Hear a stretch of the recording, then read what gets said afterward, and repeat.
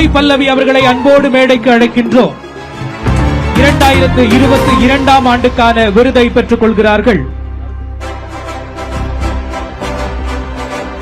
அடுத்ததாக சிறந்த ஒளிப்பதிவாளருக்கான விருது சூரரை போற்று படத்திற்காக திரு விஷ்ணு கோவிந்த் அவர்களை தயாராக இருக்குமாறு அன்புடன் கேட்டுக் கொள்கின்றோம்.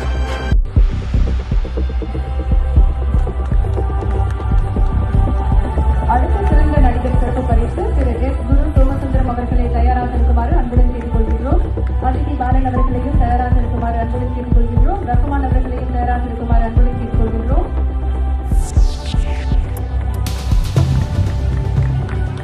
தொடர்ந்து சிறந்த நடிகருக்கான சிறப்பு பரிசை பெற ஜோக்கர் திரைப்படத்தில் நடித்த திரு எஸ். குரு சோமசுந்தரம் அவர்களை அன்புடன் மேடைக்கு அழைக்கின்றோம்.